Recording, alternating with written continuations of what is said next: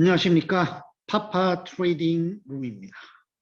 지난주의 큰 시장을 다스리는 요란스러운 뉴스는 금리, 또 하나는 우크라이나 텐션, 이 두 가지가 시장을 지배했다고 들려지고 있습니다. 자, 이 와중에 우리가 생각해야 될 몇 가지 정리된 이슈들을 간단히 살펴보도록 하겠습니다. 저희가 이 내용을 하기 위해서 간단한 내용, 사실들을 좀 정리를 해놨습니다. 자, 지금 고민을 해봐야 될 가장 큰 주요한 이슈는 미국의 금리 부분입니다. 일반적으로 현재 지금 금리 부분을 논할 때는 미국의 10년짜리 트레저리 일드의 만기 수익률이죠. 이 부분은 연간 단위로 보면 큰 변화가 없어요.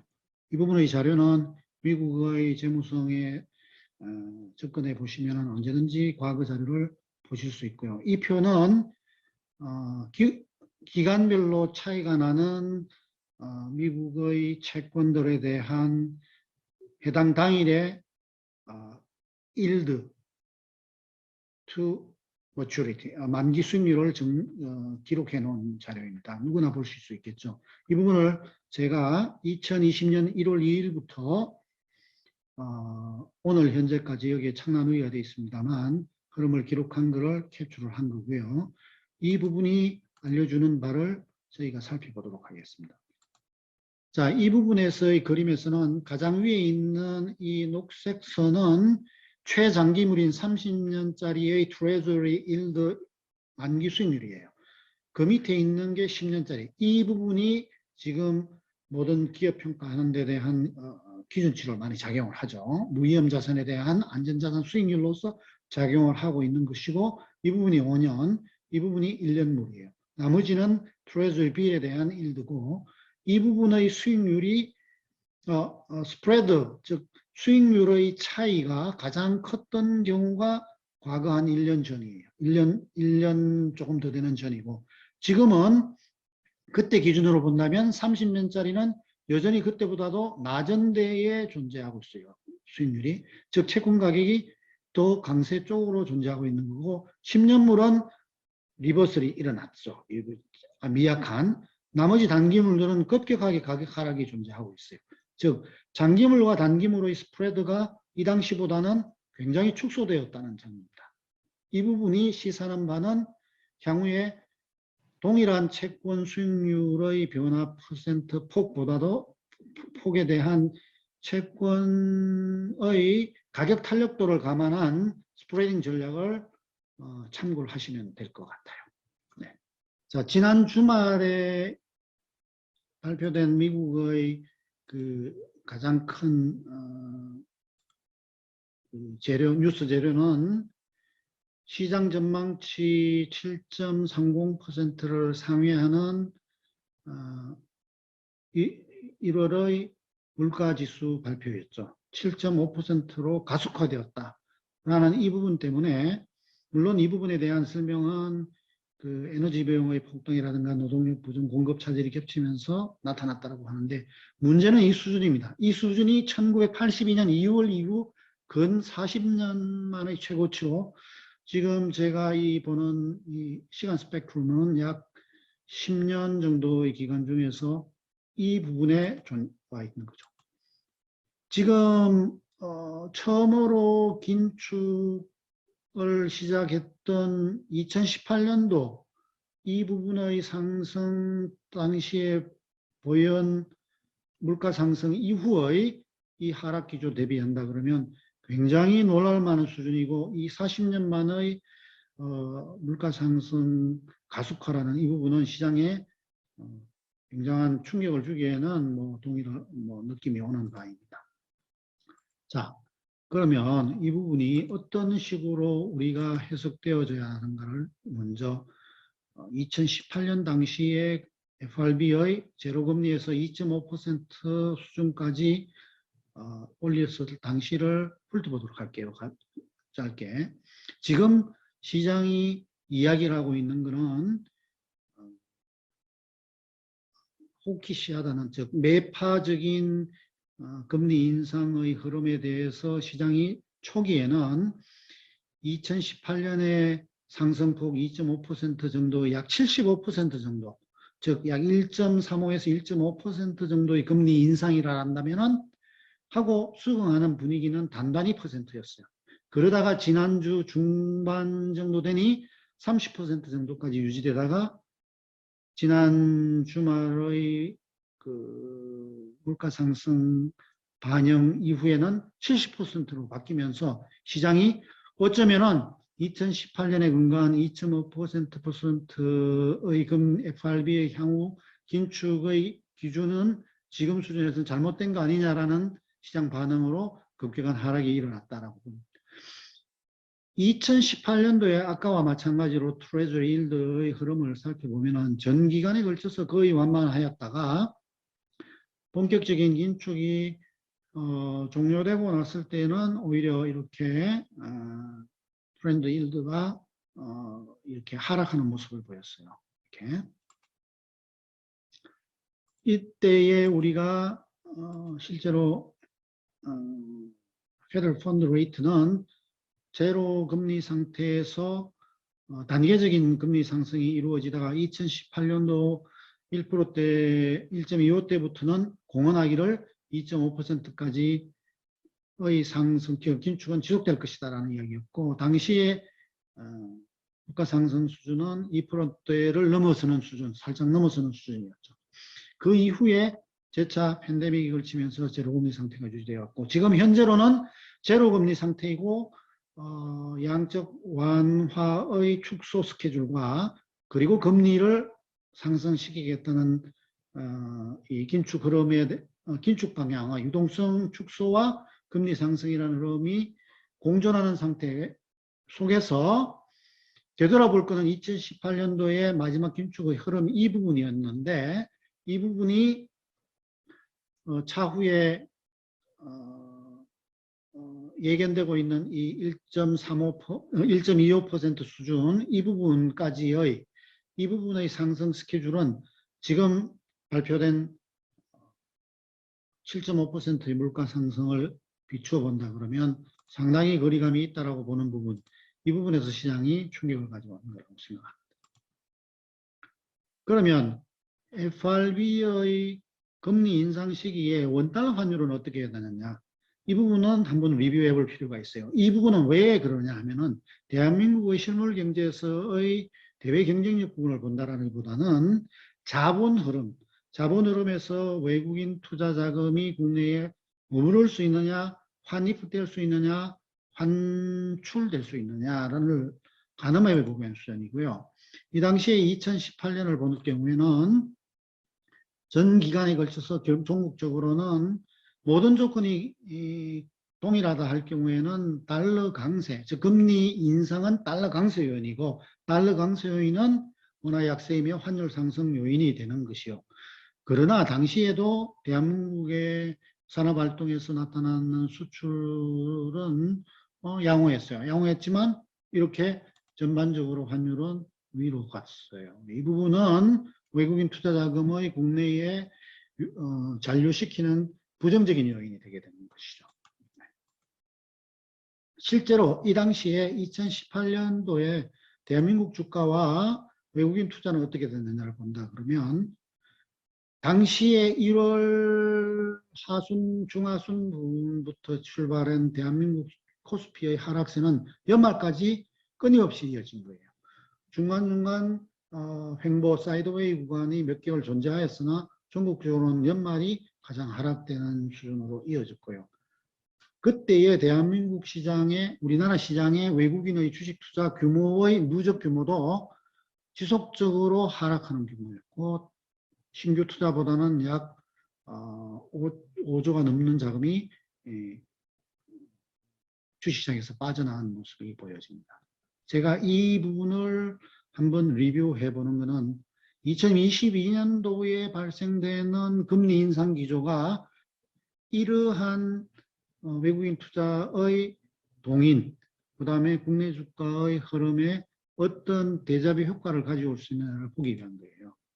그래서 특히 원화의 약세 흐름을 전 페이지에서 보았지만 원화의 약세가 일어난다 그러면 이는 달러 캐링 자금의 보유 동기를 약화시키고 그거에 대한 국내 투자 요인에서는 부정적인 효과를 끼친다고 볼 수 있겠죠.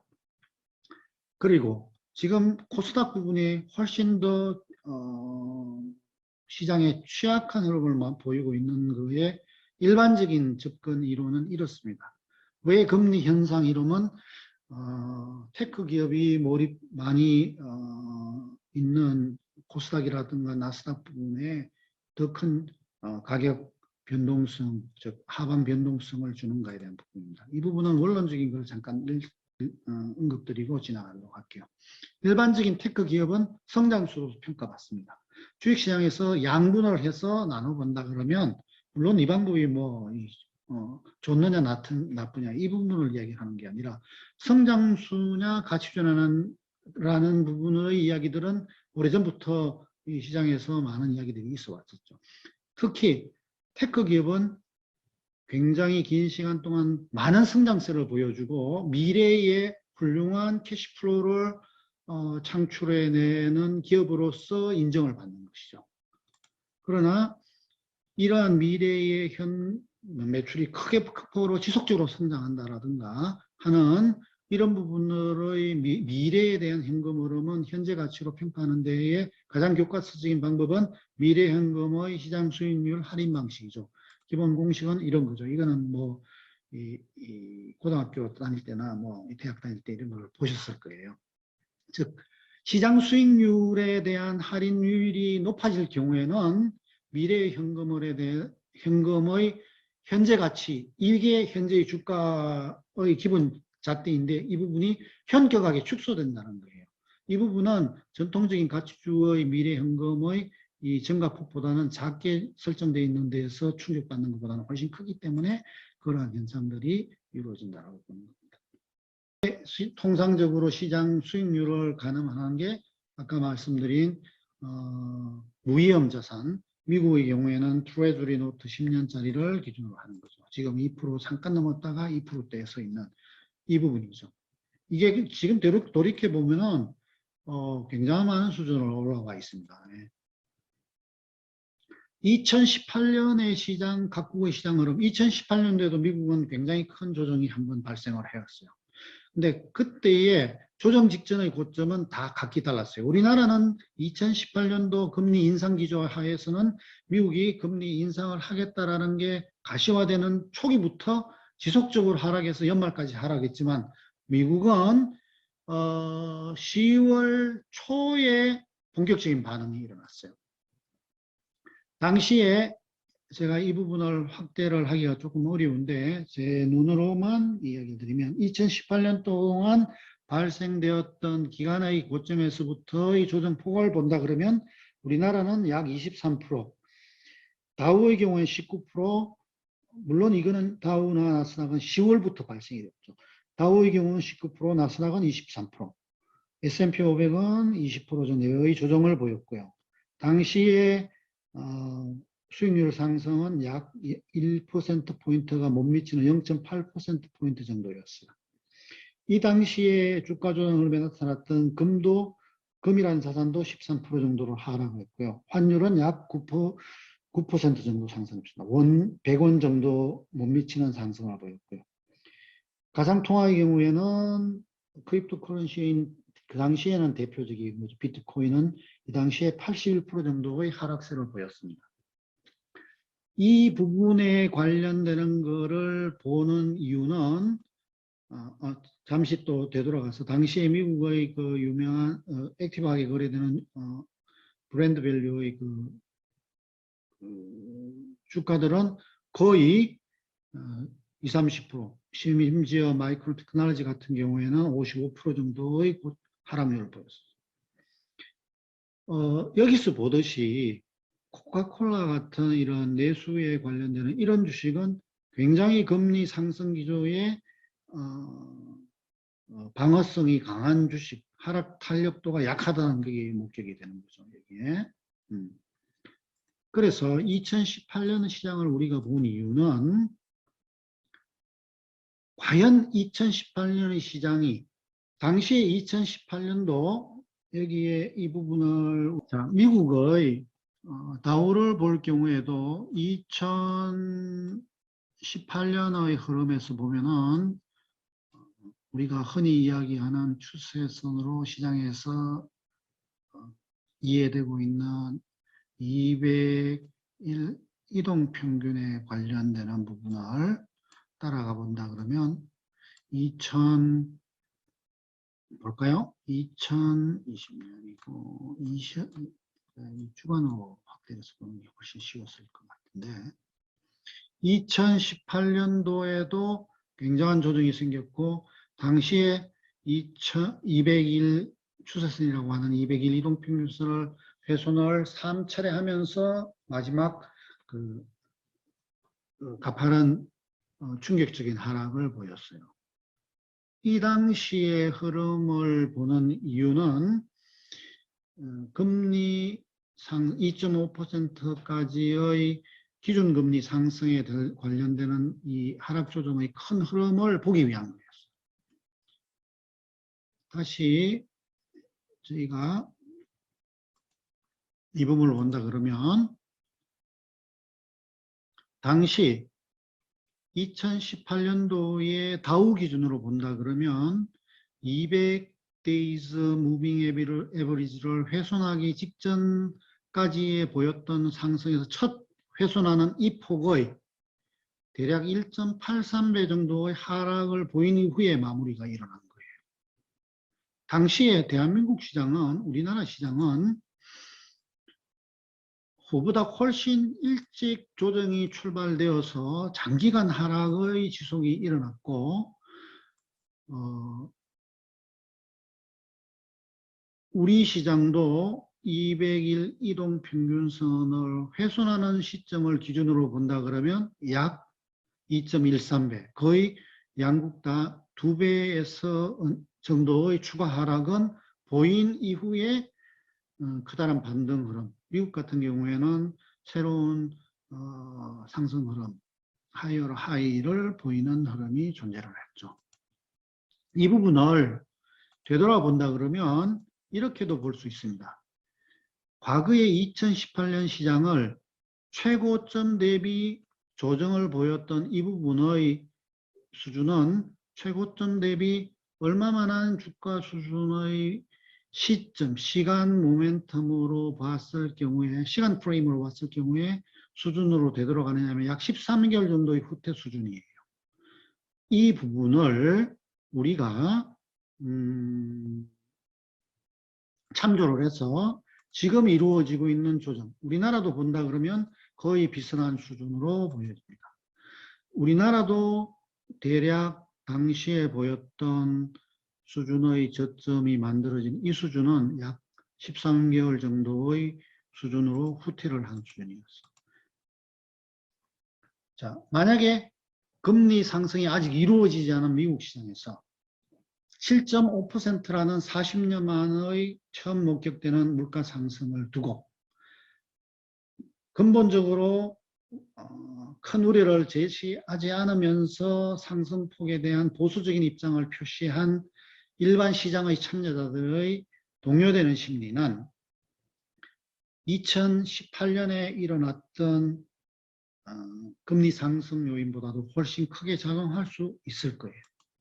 이 부분을 만약에 동일하게 본다 그러면 적어도 이 정도에서 멈춰져야 되는데 그냥 2018년 정도만 디자뷰로 나타나서 흘러가진다라고만 본다라고 한다 경우에는 같은 프레임으로 본다 그러면 다우는 3300, 코스피는 2100포인트 정도까지 흘러갈 수 있는 고통이 숨어 있다고 분석이 되어지는 거예요.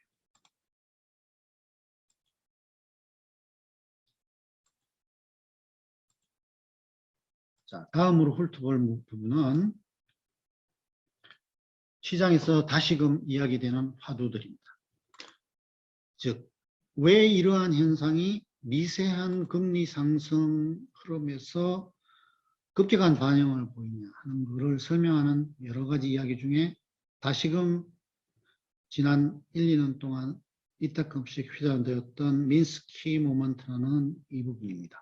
이 부분에 대한 것은 여러분들께서 개인적으로 많은 자료들을 찾아보시면서 훑어보시는 게 좋을 것 같아요. 즉, 어떠한 차입금에 관련된 상환 압박이 도래되었을 때에 이 충격을 해소하기 위한 흐름이 종국적으로는 건전한 자산까지 투매 현상으로 몰고 가게끔 하는 금융시장의 충격 흐름에 대한 설명이죠. 이 부분에 대한 것을 몇 가지 이렇게 써놨는데, 향후에 또 고민을 해야 될 것은 이러한 금리 상승기의 투자 피난처를 어떻게 생각해야 되는 부분이에요. 이 부분은 아까 언급드린 금리 부분은 반드시 기억해 두셔야 할 것 같고요. 그 다음에 가급적이면은 그러다 보니 제가 좀 빠뜨린 부분이 있는데, 초기의 금리 상승 국면에서는 채권의 투자가 안전하다라는 보장도 없죠. 모든 채권의 가격이 약화될 수 있고, 부분은 잘 관찰하시려면 스프레드를 활용을 해서 대처를 하시는 부분이에요. 또 하나는 해당 금리의 가격 변화에 수익률 변화에 대한 가격 탄력도를 연구를 하셔야 될 것 같습니다. 이 부분은 제가 넘어가는 걸로 하고요.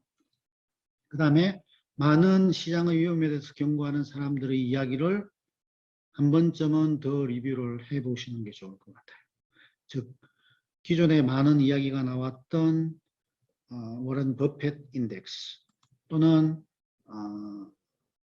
말씀을 받았던 제임스 실러의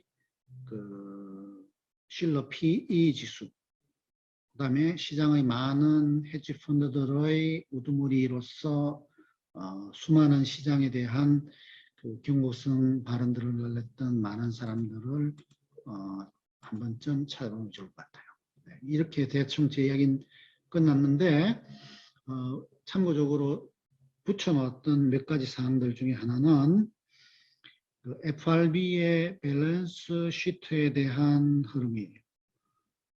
보시면 알겠지만 2008년 금융위기부터 약 4조 정도 달러의 유동성 제공이 존재를 했었고, 그 이후에 밸런스 시트의 축소 과정에서 약간의 조정이 있었으나 아주 짧은 기간 동안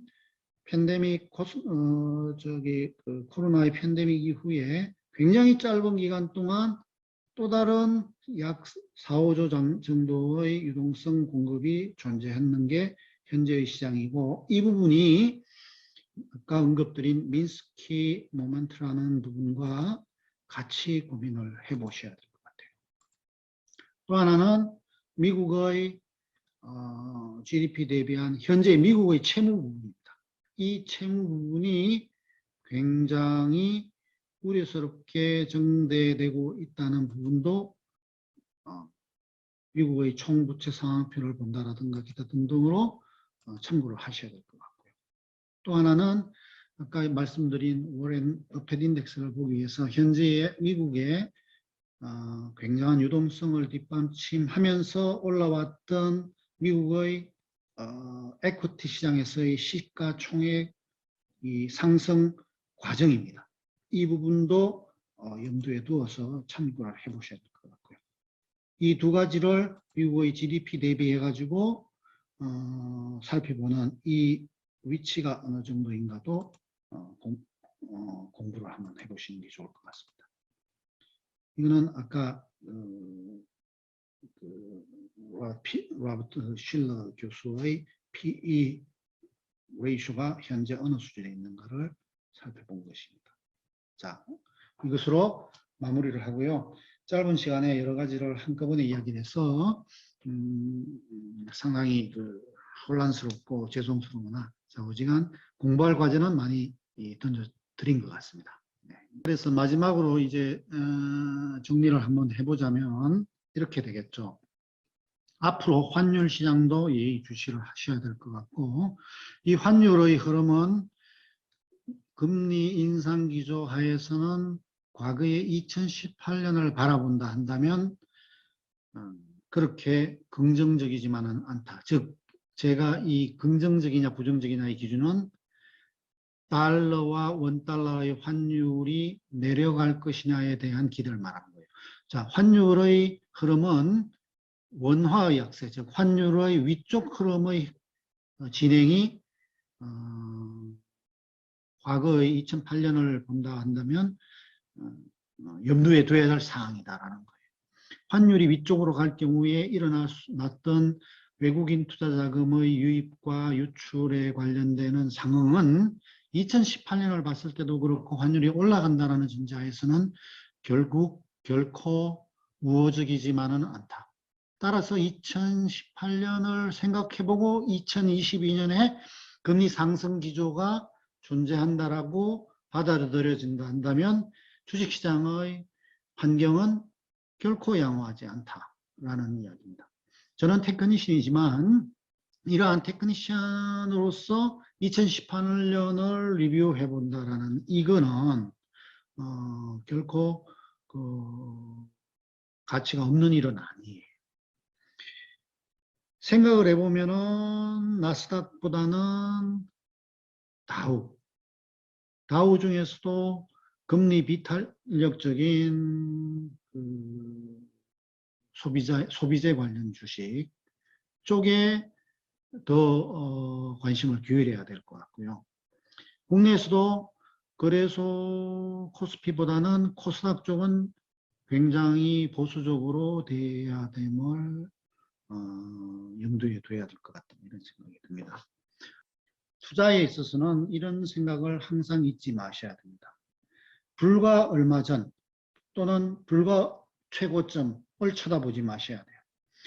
그때의 시세가 참이고 시장의 답이라고 생각하는 순간에는 현재의 모든 조정은 다 싸 보입니다. 현재의 쌈이 과거의 참에 의해서 위장이 되는 상황, 판단의 실수를 불러와서는 안 되는 거예요. 지금도 참이 저 밑에 있다라고 한다 그러면 지금도 허상입니다. 항상 투자를 하실 때 생각하시는 거는 앞으로 남아있는 1년 또는 앞으로 남아있는 3개월 중에 지금이 정말로 너무나 싼 수준이냐를 한 번쯤 반추해 보셔야 되고 지금 이루어지고 있는 수많은 주요 시장 팩트들이 과연 더 이상 악화되지 않고 개선될 조짐이 있느냐를 한 번쯤 리뷰를 해보셔야 합니다. 이 부분에 대해서 확신이 있다 그러면 앞으로 일어나는 가격 흐름에 대해서는 맞설 수가 있는 것이죠. 지금 테크니션으로서 시장 흐름은 지금의 하락은 위는 열려 있고, 위는 닫혀 있고 아래는 열려 있는 하락의 시작 초반으로 보여집니다. 따라서 주식을 사기에 편한 시간은 지금보다도 훨씬 높은 가격, 바이 하이라고 그러죠. 안전하게 살 수 있는 때는 많이 옵니다. 지금보다도 더 비싸게 사서 더 쉽게 수익을 낼 수 있다면 훌륭한 투자 시점이요. 지금보다도 더 싸게 사서 손해를 본다 그러면 지금이나 지금보다 더 싼 시점은 훌륭한 투자 시점이 아닌 것이에요. 2022년 초반에 금리 상승이라는 이야기가 무르익는 지금 시점에 2018년을 리뷰해 보는 기회를 잠시 여러분과 가졌습니다. 네, 많은 도움이 되었으면 좋겠습니다. 이상입니다. 감사합니다.